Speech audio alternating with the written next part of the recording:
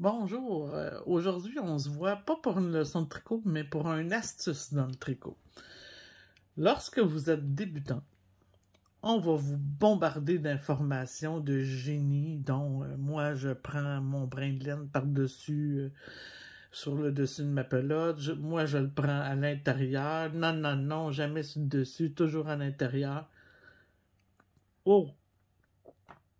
Des grosses affirmations. Aujourd'hui, je vais vous expliquer pourquoi on ferait un puis pourquoi on ferait pas l'autre. Et vous choisirez pourquoi vous allez le faire. Parce que souvent, les grosses affirmations comme ça ne sont pas suivies d'explications. OK? Et tout au long de ma carrière, j'ai entendu ce questionnement au moins 1 à 2 fois par jour des tricoteuses qui venaient dans mon commerce.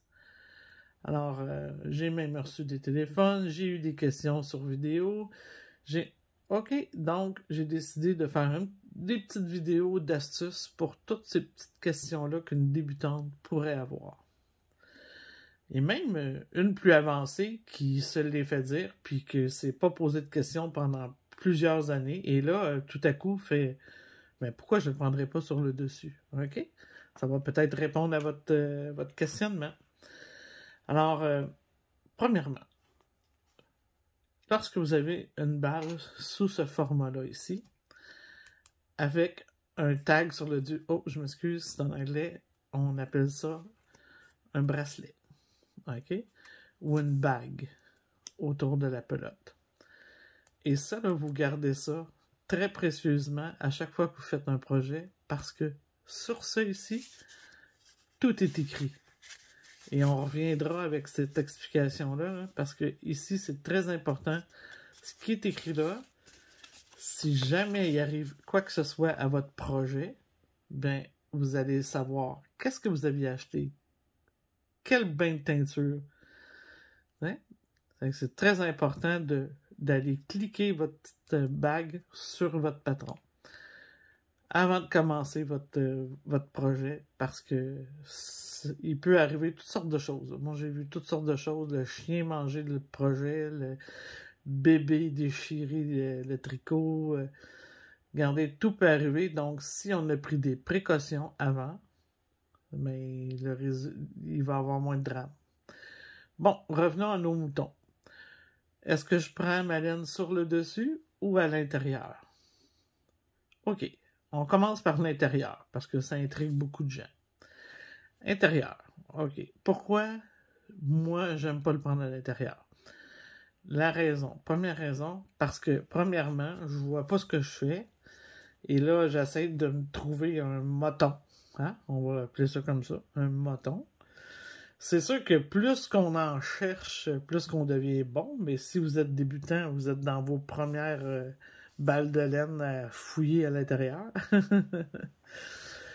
Ouais, hein, c'est bizarre un peu. Alors, je sors ce que je peux, et voyez-vous, je suis vraiment chanceuse.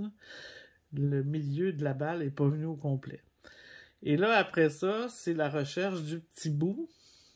Le petit bout, il est où? Le petit bout, il est où? Donc, quelle perte de temps. Quelle perte de temps. C'est complètement... Puis en plus, des fois, ça fait des nœuds, parce en allant la chercher, on a tordu les laines. Et bon, voyez-vous, là, j'ai pris mon petit bain. Bon. Deuxième point, pourquoi moi, j'aime pas aller chercher à l'intérieur. Lorsque je vais chercher à l'intérieur, cette balle-là, là, ça peut faire 2 ans, 3 ans qu'elle a été tournée. Alors, ça fait 3 ans qu'elle est comprimée à l'intérieur, tout en petits tas, là. Donc, souvent, là, vous allez remarquer que votre laine va être plus écrasée à l'intérieur. Elle va être moins flexible. OK? C'est pour ça que moi, jamais je travaille. Puis souvent, là, quand on débute un projet, on commence par les côtes. Puis s'il y a quelque chose qu'il faut que ce soit élastique, c'est bien les côtes. C'est que si vous y allez avec votre petit tapon de laine qui est tout en tapon, ben le résultat sera pas aussi beau que si vous venez chercher votre brin de laine sur le dessus de la balle. Regardez, j'enlève mon petit bracelet ou ma bague. Puis, je viens ici. Je prends le temps. Là, je vais faire attention pour me mêler avec le centre.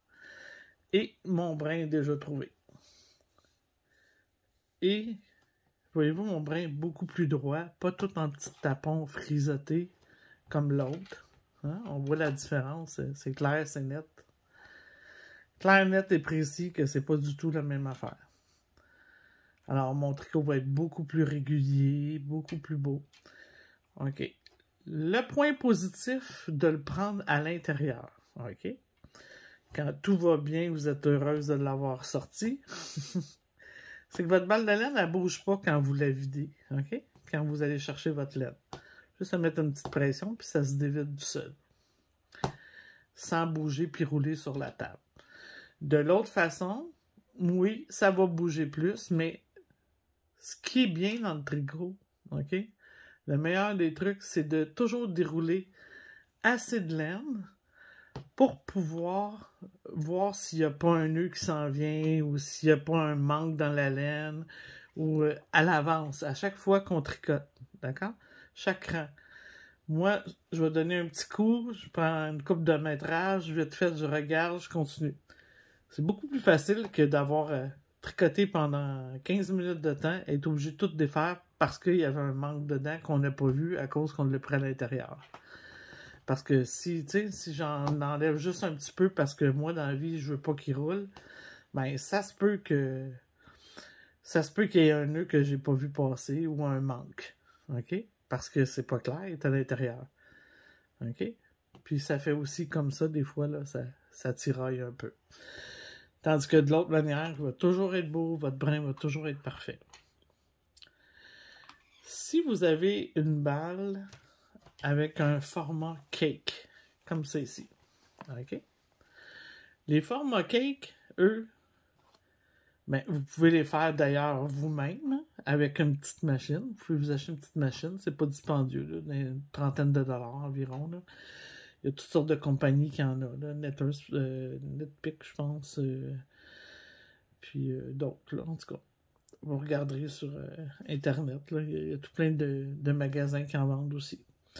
Alors, lui, là, lorsque vous allez faire votre petit cake, quand vous allez débuter, vous allez placer un petit brin là, à l'extérieur. Vous allez l'identifier avec un petit carton parce qu'on ne veut pas qu'il roule à l'intérieur parce que lui, regardez comment ça va bien. On fait juste le dévider comme ça. Oups, des fois ça arrive des petits nœuds. Là. OK. On ne prendra pas le temps de le sortir, là, mais regardez, ça va bien parce que ça se dévide seul, comme ça. Et ma balle ne bouge pas. Alors, c'est sûr qu'un format de balle comme ça, c'est très intéressant parce que, en petit cake, parce que ça bouge pas puis ça se dévide facilement. Si vous voulez vous en faire, là, c'est vraiment le fun. Vous pouvez prendre même vos balles comme ça puis les changer de forme. Maintenant, si vous décidez de changer de forme vos balles, il y a la fameuse petite balle de grand-maman puis de tout le monde, les petits restants, là. Hein? Les fameux petits restants de laine. Roulez dur, dur, dur pour que ça reste bien placé, là. Brrr, c'est la pire erreur que vous pouvez faire pour briser votre laine. Si l'idée de la rouler pour pas vous en servir, c'est parfait. Ouais? C'est sûr et certain que vous n'en servirez pas. Par contre, je vais vous expliquer pourquoi, la raison pourquoi une balle de laine, quand vous l'achetez, là, voyez-vous, elle est toute smooth. Hein? Votre balle de laine là, est pas rigide comme sur une petite balle ronde. Là. Votre balle de laine est smooth. La raison, c'est pour que ma laine soit belle comme ça. Hein? Elle changera pas de tension parce que sur mon étiquette, on m'a dit qu'elle avait une tension. Donc, si mon fournisseur aurait roulé ma balle d'une façon à l'étirer, c'est plus vrai qu'elle aurait eu la tension qui est écrite sur ma balle. Alors, vous, c'est la même chose. Si vous voulez rouler vos laines, vos petits restants ou vos balles de laine, parce que vous voulez voir avant si tout est correct sur votre balle, ça aussi, il y en a qui le font. prennent le temps de tout rouler leur balle de laine avant. C'est pas méchant, mais maintenant que les balles sont conçues de cette façon-là, vous n'avez plus besoin de faire ça, là. Parce que si vous le prenez sur le dessus, vous allez toujours voir avant s'il se passe quelque chose. OK? Puis, malheureusement, ça se peut qu'il se passe quelque chose. Ça se peut qu'il y ait un nœud dans votre balle, puis que le fournisseur l'a laissé là. C'est possible. Ça fait des années que je suis dans le tricot. Et oui, il y a des nœuds dans les balles. 1, ça passe, mais 10, ça va pas, là. Si vous avez 10 nœuds dans votre balle, vous retournez ça en vitesse chez le fournisseur parce que c'est pas normal.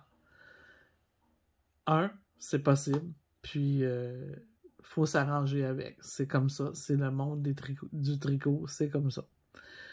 Dans une prochaine vidéo d'astuce, je vous montrerai quoi faire lorsque vous avez un nœud. OK?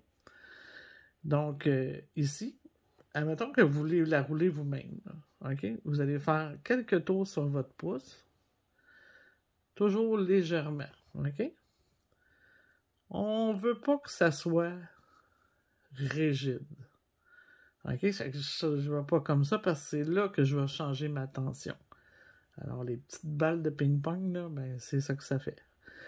Avez-vous vu, là, ici, là? J'ai commencé. J'ai roulé droit.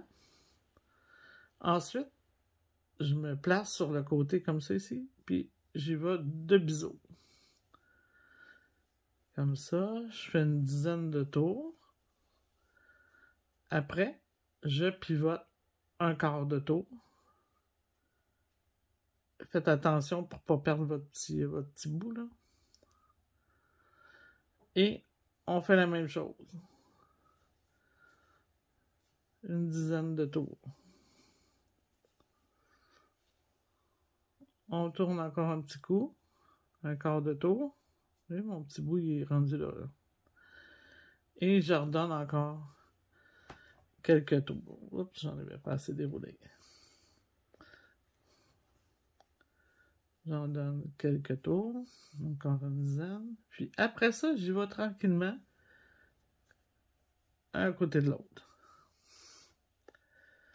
Je suis en train de me mêler, là. Toi, retourne dans ton trou. Un petit peu. Comme ça ici.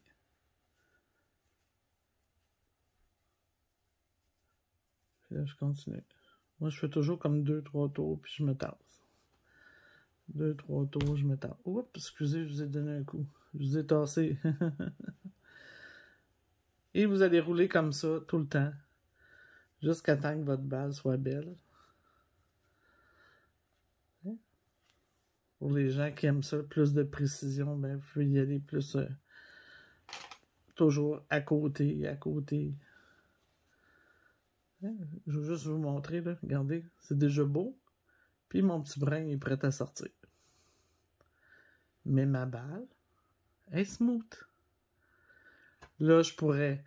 Mettez pas un élastique non plus, c'est mauvais parce que ça va donner une tension. Faites-vous des petites bagues comme ça. Vous allez venir porter autour. Puis en plus, ben, vous allez être capable de remarquer la description de votre laine. Puis votre petite balle va être à l'intérieur. Alors, c'était mon astuce du jour. Hein? Pour démystifier, est-ce que je prends la laine sur le dessus de la pelote ou à l'intérieur de la pelote? Et maintenant, répandez la bonne nouvelle et expliquez pourquoi vous le faites de cette façon-là, puis pourquoi vous ne le faites pas de l'autre façon, au lieu de dire à quelqu'un, la directive, fais ça comme ça. Alors, je vous souhaite un bon tricot. Puis, si vous avez aimé ma vidéo, n'oubliez pas d'aller vous abonner sur ma chaîne. Ici, en bas, sur la petite clochette, vous vous abonnez pour recevoir toutes mes vidéos chaque fois qu'elles vont sortir. Et ici, juste à ma gauche, il y a un petit icône qui représente ma chaîne, mon commerce. Et celui-ci vous donne le lien pour aller directement sur la chaîne pour voir toutes les vidéos que j'ai. Et Dieu sait que j'en ai de crochets, de tricots, j'en ai de toutes les sortes. Et il va en avoir de plus en plus parce que maintenant, c'est ce que je fais. Des vidéos de tricot et de crochets. Alors, bon tricot et continuez à me suivre. Je suis Dominique, qui aime le tricot. Bonne journée!